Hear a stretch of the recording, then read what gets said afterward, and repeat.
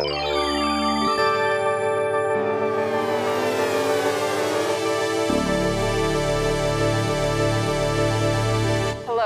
welcome to Art Salon. I'm Ellie Shore. There's a few new people here who I would love to welcome. Art Salon has been going on for 2.5 years now, which is amazing. What I've been setting out to do is explore the whole question of what is contemporary art and who are the contemporary artists in South Florida, and bringing them here and asking them to share their work and providing a dialogue so that we can network with each other, get to know each other, find out about all of the exciting things that different people are doing in the whole South Florida region, primarily Palm Beach County, but Broward and Miami, and sometimes Martin County. It's my pleasure tonight to introduce Marina Font. I know from my own personal discovery that her work is appearing in Wynwood, in some of the fairs in the Art Basel Week. I've seen her at the Girls Club. I've seen her at the Art and Culture Center Hollywood. And I know that she's shown her work in many places in the United States and in South America and in other places. Her work is fascinating. As a photographer, I'm personally even more fascinated. She uses photography conceptually to explore lives of women and questions about immigration and feelings and the emotions attached to the immigration experience. Marina was born in Argentina and came here, I think, as an adult and has studied here, got her MFA at Barry University, and has a career that's really exciting. So it is my pleasure to introduce Marina Font. I want to thank you, everybody, for being here. And thank you, Elle and Jerry, for the invitation to be here and share my work with all of you. As Elle said, I was born in Argentina, and I lived there until I was 26. That I moved to the States. I lived first in Boston, and then moved to Miami for 1 year, and then I stayed. We couldn't go back. I studied design and some photography back in Argentina. Then life took me different places. I did some other things. And then when I came back to the States, I was following my husband, who was doing his graduate studies at Boston, and I had a lot of time in my hands, and I started photographing again. And I reconnected with what I think is my passion and the love. And at that moment, I said, this is what I want to do for the rest of my life. So I studied in the summer of '98 in Paris, in Speos, there's a photography school. And then I finished my MFA in 2009 at Barry University. And since then, I've been like a full-time artist. The main core of my work is about identity. And I think gender, migration, and displacement take an important role in the work that I do. In tonight's presentation, I'm going to do a chronological presentation of some prints of each series, so you can see the progression of the work.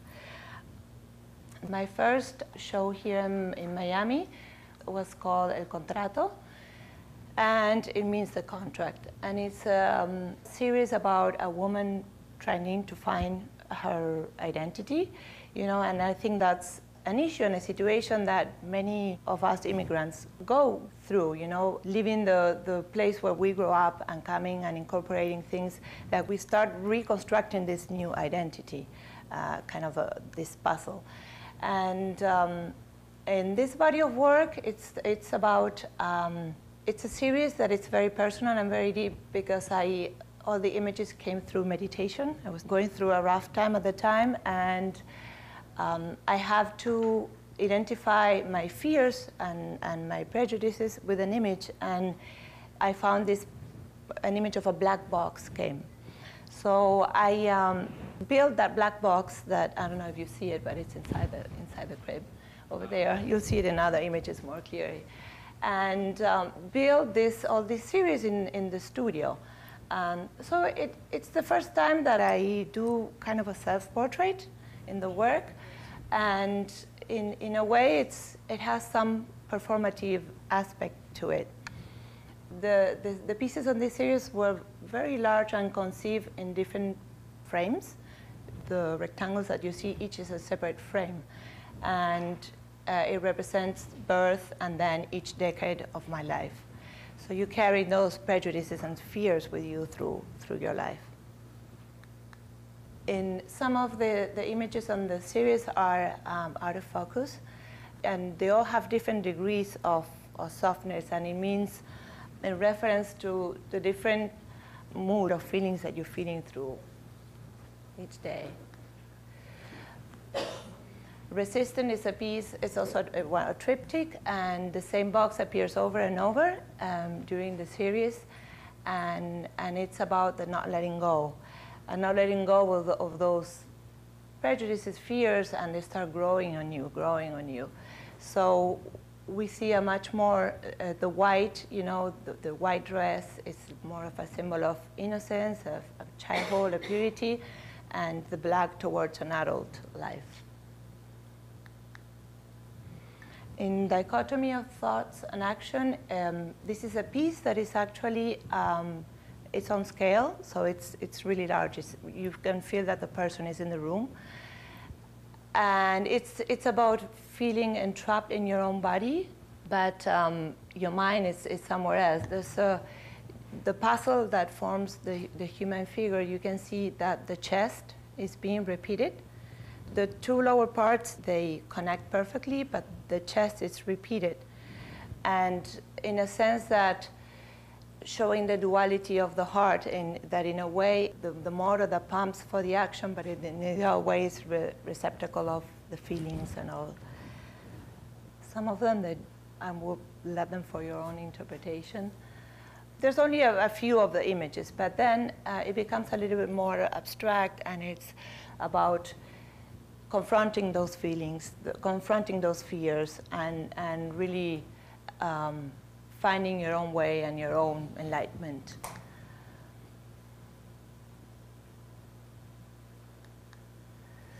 I put like a chapter here saying on womanhood, because I have this section of my work that is always open.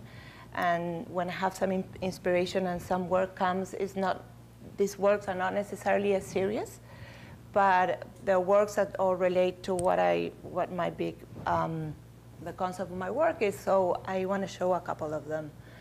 And this is called Domesticated. It's 7 different images.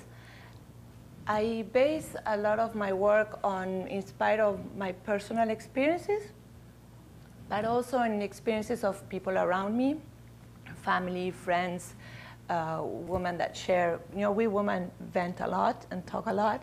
So in each of these portraits, even though it's me and all of them, there's a woman represented. I come also from a background of graphic design, so there's also kind of a aesthetic component of mirror, the centerpiece, and then you have kind of a mirror. But that's on a design aspect. But it's this woman growing up in a patriarchal society, this woman, the woman behind the scenes. This piece is called The Evolution of the Womankind. And it's a time that represents the life of women through their underwear. And it's a piece that every woman wants to find where they are at. And a good friend of mine said, I was there, but I've been working out, so I came back to that one. So, but I think it's also a piece that reflects on a household where women of different generations share the same place. I lived some time with my mother, but also with my grandmother. And in South America, we didn't have dryers, so we do drying. You do line drying. So we used to laugh at my grandmother's pants. We're like, well, that's so big. And so it's also, a reference to my childhood and my past. Okay, this next, I'm showing you a sample of each series because I don't want to, bombard you with so many images. But this is a different series that it's, as a woman, I moved to the States, and I was always looking to the future, not looking back, until I have my kids. And I have my kids, and I feel like a really big responsibility about, of course, raising them, but about passing them my traditions. But what traditions should I keep? Which ones should I don't? Them being in school and everything, they were coming with their traditions because they were born here, and I was learning with them about American traditions that we didn't know in Argentina. So, and this series, it's a lot about memory and how important the memory is for the well, it's to me the foundation of the human mind. But I react to some objects that for me take me to a personal place or personal story to relate and connect. This is the departure. In this series, you're going to see those file cabinets. And I'm doing an analogy of those cabinets with the way we store our memories. So here's the woman, in the decisive moment when you're departing and you're leaving with two suitcases, and one represents the future, the other one the past. What do you take? What is it important? And at that moment, memory is not that accountable. It's not that important, I guess. This is all about what I was talking before. What are the things I want to take with me? What is important? What are the memories that I want to keep? I remember that one of the most important things that I wanted to bring up were photographs instead of material things or objects. So here I conceptually represent in more of a minimal way the things that stuck imprinted in me about my past, about the landscape where I grew up. Well, you see the family photos that are photocopies of photos, and then they're fading away as a metaphor of these memories that are not always accessible. And well, this is one of my kids, and it's also a diptych, and it's about this constant living in this partition, living in two worlds, in the two different worlds. In some of the pieces, I introduced some text as part of language. When I moved here to the States, I spoke very little English, and I felt very, very isolated, and I did find a lot of comfort in expressing myself through photography, through imagery. And what I saw also raising my kids was like the kids here were not learning cursive anymore, they were learning print. So that's why I chose that font. The text is added, in a way that to me, learning each word was the opening to a different world. And so I wanted to put the text with the images kind of to make a metaphor to open to different interpretations. And I used the font that, even though it's digital, it's the way I learned to write, that my kids were doing it as an art, but not, they were learning print in the school. So one of those things that, comparing and contrasting both cultures, that I wanted to slide it into the work. Well, this image is the house of memory, and it's what I was talking before, that comparing the human mind and the way we store those memories, and how certain objects or smells or senses have that ability to bring those memories back. And if you see in each word on the chest, they're not things that we will normally store on that file, but things that we store in our mind. So it's an analogy with the human mind. This piece, I did it after a poem, and the poem was talking about the intimacy of the woman's wardrobe. And the poem was saying something like that it was so precious that you can even see moonbeams in the sheets, in the linens. To me, it's also a piece that remembers, it brings me back to this change of seasons. My mother used to put lavender in the linens until the next, so we have in Argentina, 4 distinct seasons, and it's one of the things that I miss the most in the eternal summer that we have in Miami. So this piece is after my mother and after the change of seasons, and also, in a way, it brings me back the memories of the scent, even though it's an image, but in your memory triggers, that the sense of smell. In this piece, it's fear, hope. It says fears, hope, home, womb. One of the things that is very subtle here, but that I recall, is the immigrant constant look for surrogates. Surrogates on things from the past, but finding, I don't know, the bread that I will eat. You find something similar. You try to find connections. But also, to me, is a child that here doesn't represent the past, but the future, and also a stage where the adult goes back to simplicity and back to what is the basics, what is basic for them, and what is the essential. After doing all this work with photography and with digital, and I'm from the School of Film, I really miss working with my hands and the sense of, touch with the things. And I started experimenting with some mixed media and installation. So here, in this installation called The Sense of Home, it's again, the suitcases, but what you see in the tops are images that are printed on polycotton, which is canvas, and they're mounted into these wooden panels, and they're covered with a very thin layer of beeswax. They are almost like a postcard size. The beeswax and all that is in an attempt to fix those memories, because historically the beeswax, it was used to preserve things, and so it's an attempt to fix those memories that came out of them. And here you see a detail.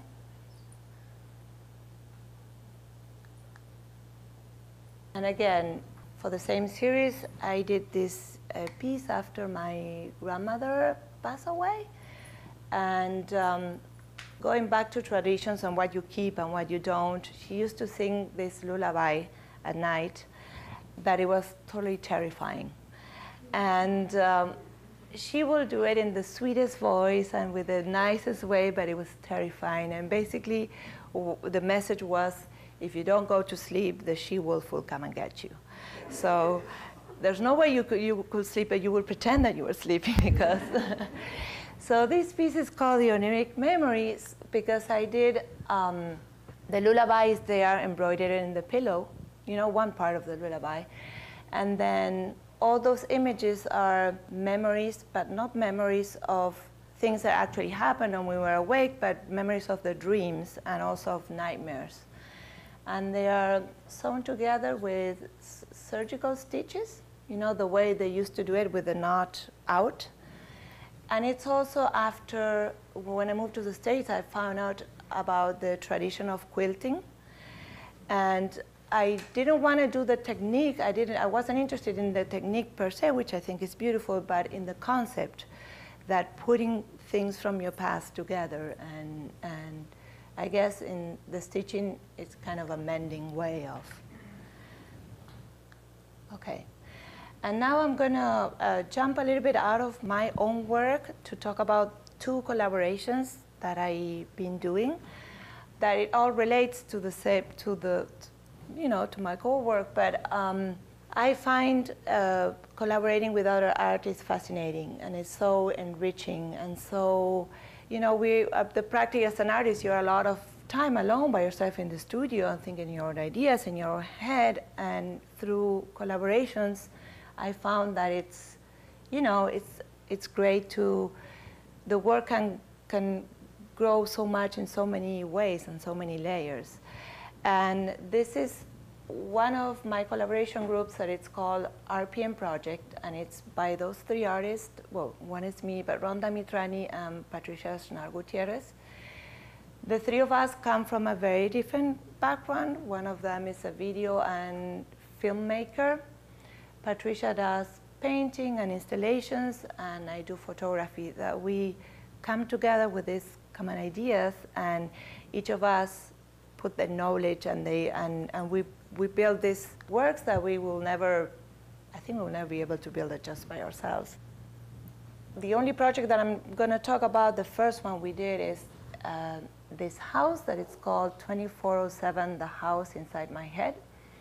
We physically built a 10 by 10 by 15 foot house, and the house was white in the outside and black in the inside. And in the inside it had a multi-screen projection of a video that I'm going to show now. But the house in the back, from the back of the house, there was protruding this braid of hair that will weed around the house and try to come back through the door. And so the house becomes the head, a head, you know, of a woman. And inside the house, there was a video projected in two different, you know, in sheets hanging inside. And on the right panel, there was an ongoing performance of this three generation of women doing laundry. So one of them pick up, you know, laundry from the pile, the other one fold it, put it on another pile, and the third one picks it up and throw it away back again to the big pile. So it's a circle that keeps going on and on. And then on the left side, there's close-ups of women doing their chores, but while they're doing their chores, they're reflecting about life. So basically, the house is the head of these different women talking about ordinary things that they go through their minds in the quiet of the laundry room. And as you go out of the house, we presented this in the Wynwood Art Fair. We were inviting the people to write their thoughts in pieces of sheets that we have out there. And through the days that the fair was there, the clothesline was growing and growing and growing with all people's reflections and comments and feelings. And we even have to cross the street and put more because it was overwhelmed. So the idea is this: when this house travels, it collects the thoughts of different, not necessarily women and men too. And it becomes this big installation of reflections and thoughts about the everyday mundane chores that we do every day. This is another and the latest collaboration that I do with my good friend and amazing artist, Amalia Caputo, that is here, sitting here. And we've been put in several shows together by different curators, and we met through our work, and we always talk about doing something together. And an opportunity came to present a project, and we were both in different cities. Amalia was in Barcelona, and I was in Cyprus, and we had a deadline to meet, and we have very limited access to internet. So we were connecting through mail and sending each other images and sending each other text. So we called the show Correspondences. And in one of the rooms of the show, we started corresponding also through Instagram. And we were sending each other and responding to each other's images without any limitations. It could have been by concept, color, feeling, shape. And so we created a hashtag. This is kind of a visual map that the places where we were, but we created a hashtag called Correspondences, where you can see, if you go to Instagram, you go to that hashtag, you can see all that correspondences. But in a way, we were questioning how the way of communicating is changing today, and we are this generation that it's going through the process of the written letter, the slow written letter, the postcard, to this immediacy and overloading of images, and also very ephemeral because it's there on the cloud and it's there, you see it today, and you know, our kids will not have that experience of having letters, written letters, because we don't write letters anymore. We write an email, we do photographs. So we wanted to give it, to materialize in a way this dematerialization of the image that we live today with all the smartphones. So we decided to print the images in 8x8 in a square format, which is the format of Instagram, and also it became an installation. And at the moment of installing the show, we spread all the images on the floor, and it becomes a different dialogue, not necessarily the same one that we started on the online stream, but one that is happening at the moment. So that installation already, we presented already 4 times, and every time, of course, it's an ongoing project, and it's been 1.5 years already. So, but it's never the same. You know, the connections are different things. So it has a life of its own. I'm going to show you a couple of the very direct correspondences, and then I'll show you how it looks installed. And now we've been invited by the Florida Gulf Coast University to take this project into an artist book form. So we are presenting that book in 2 days, and we are very excited because it's a completely different experience, and also a different way to materialize those images. So not necessarily the correspondences are paired, but it could be, you know, multiple layers and multiple images and multiple ways to arrange them. These are some spreads of the book that I'm giving you a sneak peek here. And this is an idea of how the installation looks on the wall when we install them in the site. They are site specific, so it could be, you know, but this is to have, so you have an idea. So I'm going to show you 2 last body of works, and then if you have any questions, we can talk about it. But in this series, El Peso de las Cosas, the way of things, I'm going back to objects. And I built these kind of totems, you know, these ensembles. Or I also use objects that I weight in this domestic scale that it doesn't work anymore. You know, it's a scale that it doesn't give an accurate physical weight. Because the idea is that I'm weighting here the things that are not possible to weight. And also there's a word in Spanish that is, what is that something weights? Is that it's a burden, or is it that it has a lot of importance? So I'm playing with that ambivalence in the objects and kind of creating these points of reflection. And the scale serves like a visual constant in all of the images. And what it changed is the objects that I put on top in order to create these metaphors, and that everybody can connect with the objects in a different way, or interpret them in a different way, not necessarily straight to what the object represents. In some objects, it's more obvious than others, for example, the clock with the time. But in some others, they are more open, and with the idea that everybody fills it in with their own interpretation. So these are some of them.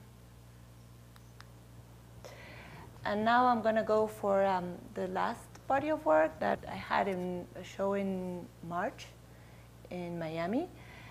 And I think it's also a departure from those installations that you saw, that I was having this need for the tactile and working with my hands. And I started embroidering on photographs.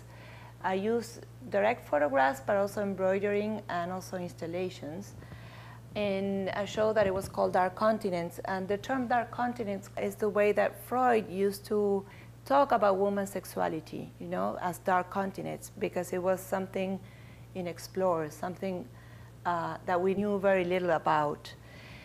And he incorporates that term, he took it from colonialism, that it was, they used to call like that the continents that were unexplored. So he takes that term and translated it to the woman, to woman's sexuality. And I grew up in Argentina, and Argentina is a very patriarchal society and very influenced by psychoanalysis and Freud's readings.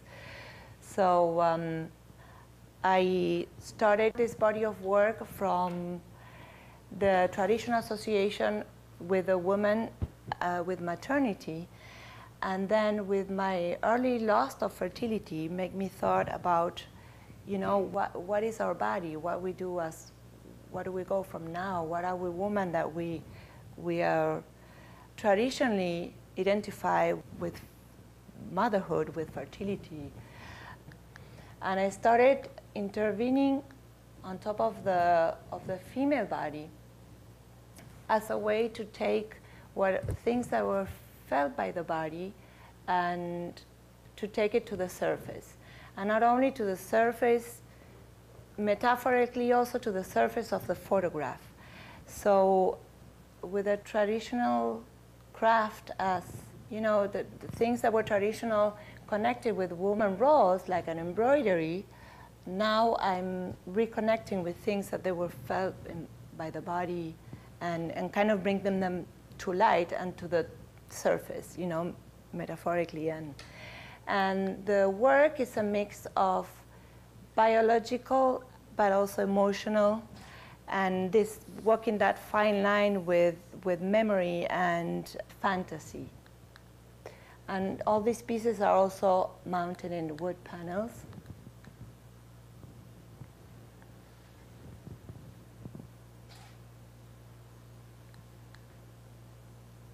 This one is called Structure of Thought, and there's 7 of them, the black, the white, and there's like different shades of gray. And I use the number 7 a lot in the work, you know, because it defines a period of time. And I think as women, we are a lot defined by periods, you know, like hormonal periods, cycle periods, and I use a lot number 7.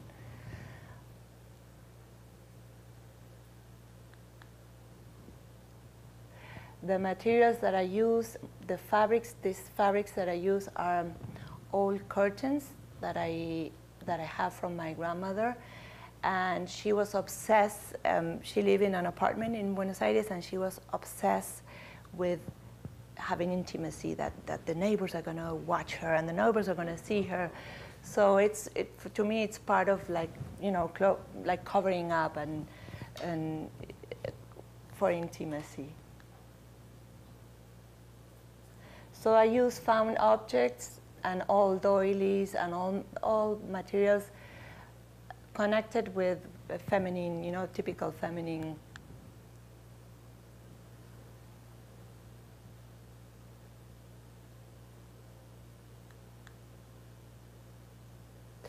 And this is a very large piece, and I think it's the last one that I did of the show. And it's fascinating to see the many interpretations, especially the gender interpretations of the piece. But to me, it's a celebration of life, and it's, you know, where life comes from, but it's also a celebration of woman's sexuality. You know, something that I don't think it's a taboo anymore, but it's not something that it's talk, or it's a topic that is open. And here you see. In the show, I also had 2 pieces that were straight photography. The installation in the back, it's a piece of, it's 26 photographs, and it represents a fertility calendar, the calendar of fertility, and it's the 26, each photo is the 26 years that I was fertile in my life. And in the white, the ones with white, those are like broken eggshells, and there's 3 pomegranates that represent my, you know, the birth of my kids. But it also has to be with the cycles of the moon, the hormonal cycles. So it has many interpretations. So the whole show was a combination of these straight photography installations, but also those mixed media or photographs that I will intervene by hand, and using, you know, like the threads. For example, in the large piece, I use a thread that is a combination of cotton and hemp. It's a very strong thread, but it has, to me, it relates conceptually to what the woman represents. That is this soft side, but also extremely strong.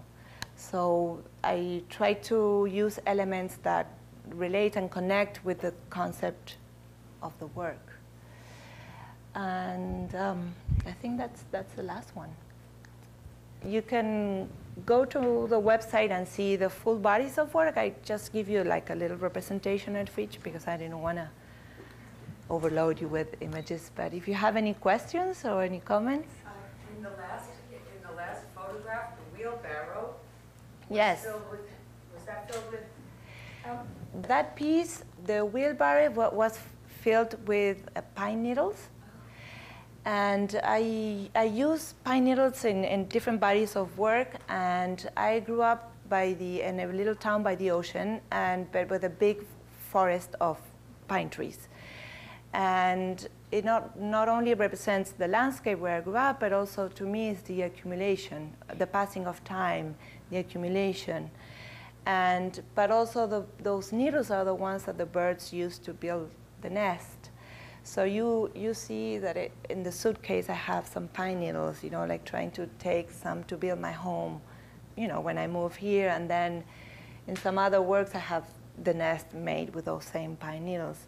So it's the accumulation and passing of time, and it has different meanings.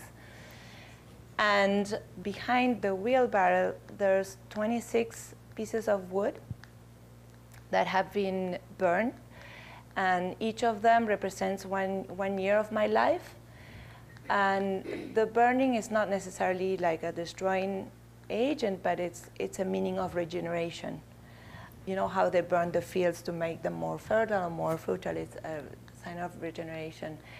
And inside of the wheelbarrow, there's a giant needle with some red thread. And even though you see that the needle it's gold because it has gold leaf on it, it's a wood needle. So it's a needle that cannot sew anymore, you know, as a metaphor of the body that cannot be fertile anymore. And so to me, it's the piece that brings together all the other work symbolically. Thank you. Thank you.